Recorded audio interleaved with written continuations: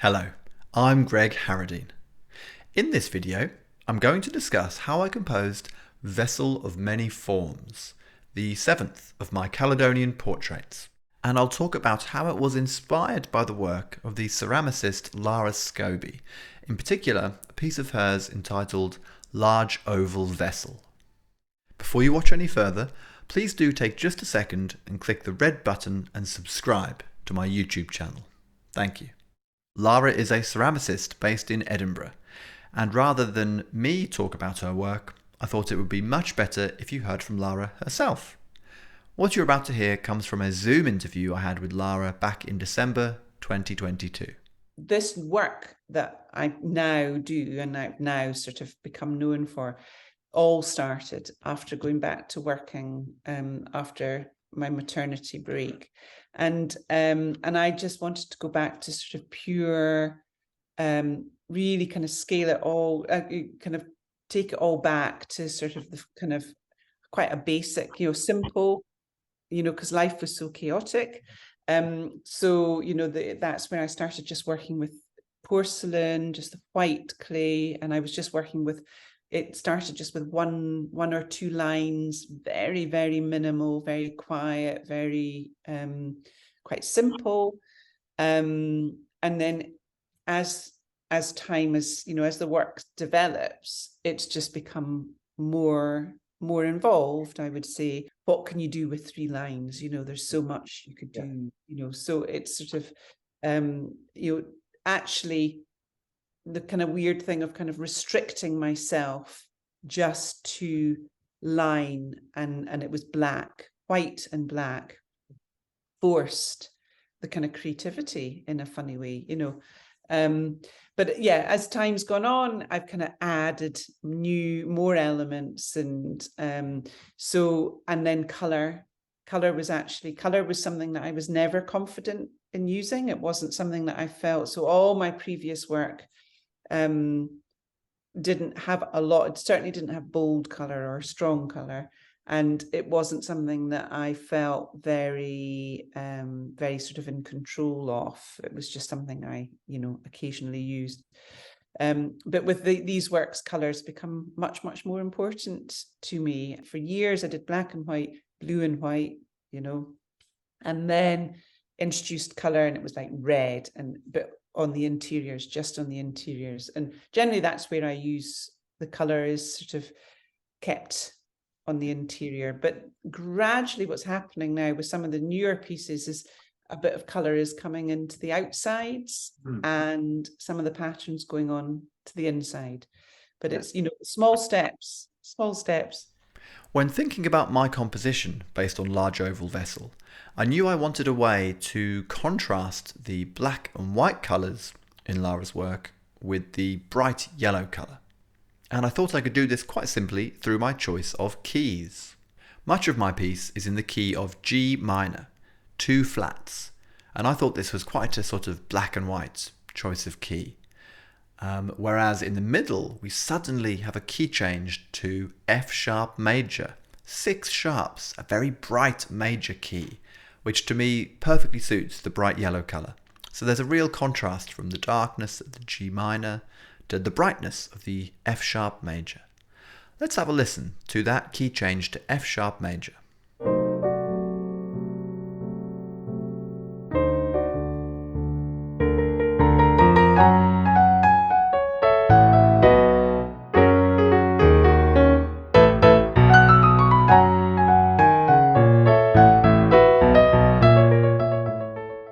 I said a moment ago that my piece begins in the key of G minor, which is true, but many of the E's are not flat as they should be in the key of G minor. Many of the E's are in fact natural, which changes the tonality to the Dorian mode, where we have a raised sixth. Now, this has the effect of lightening the mood slightly. It's not quite as somber as a straight minor key. Let's listen to the beginning of my piece and keep an ear out for those E naturals.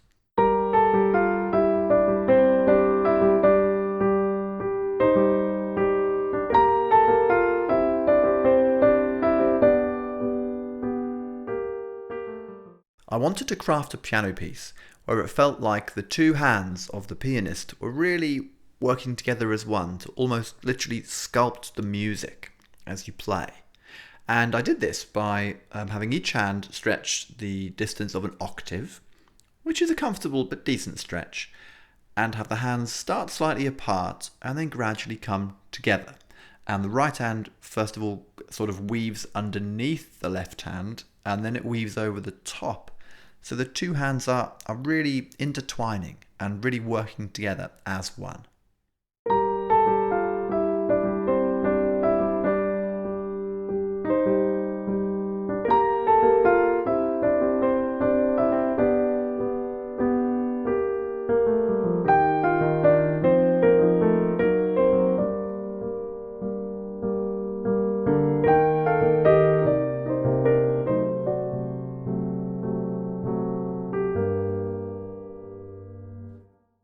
I chose to use octaves because large oval vessel has these horizontal graphic lines scored across the vessel and also down.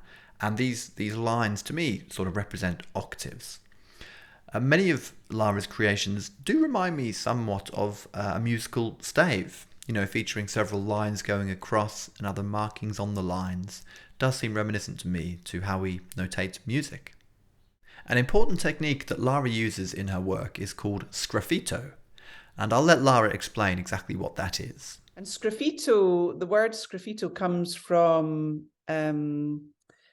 actual kind of graffiti. So it's like a kind of scratching in. So like, I suppose like going way back when, maybe cavemen would have scratched into the soft sandstone, or, so that's the sort of beginnings of sgraffito. It's a technique that is, well used in the kind of pottery, in the world of pottery. And it's the sort of drawing through or taking away. So I can work with, I don't use glaze, but I work with colored slips. So slip is liquid clay. So it's like clay that's been kind of water's added to it and it's made into really smooth. It's like it's the kind of consistency of double cream maybe. And color can be added to that. And then that gets painted onto the clay surface. And it's all about kind of drying times and so on, so you don't want it to be completely dry. But if it's too wet, it's too slippy and there's no control. So, these are things that are, quite critical, and you just learn from doing it at what point. And then I've got various tools that look a bit like dentist tools and so on. And I can draw onto the slip, and it's drawing and taking away. And it reveals what's underneath that slip. So if I put a black slip over white clay and I scrape away, it reveals the white underneath. So that's sgraffito. I wanted to create a clear parallel in my music to this technique, and so I decided to create harmonies which were at first slightly dissonant or had a suspended feel. So we have a sort of hidden layer underneath of a pure sound. And when the dissonant or suspended note is removed or is scraped away, it reveals the purer major or minor harmony underneath.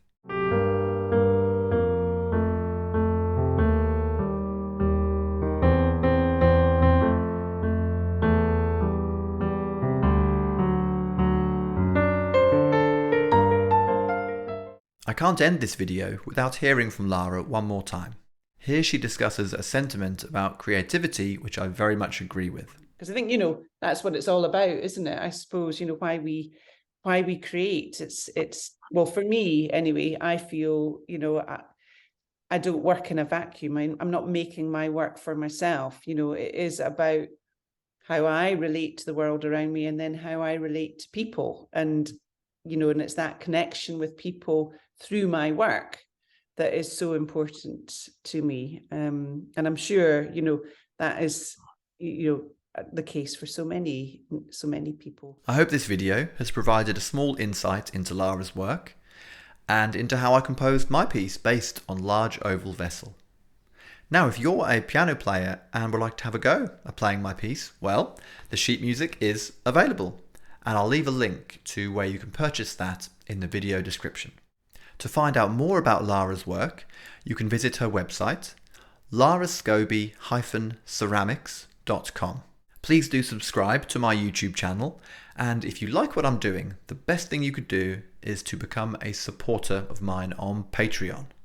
All my Patreon supporters receive the sheet music and audio to my new compositions each month, and there are other rewards too. You can vote on future aspects of my compositions. You can receive exclusive videos that no one else can see, only my Patreon supporters. You can even receive scores through the post if you like. And you can even receive personal commissions, pieces written from me to you.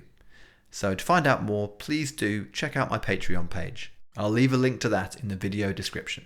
I would also like to thank Creative Scotland and my Patreon supporters for funding my Caledonian Portraits project. Until next time, goodbye.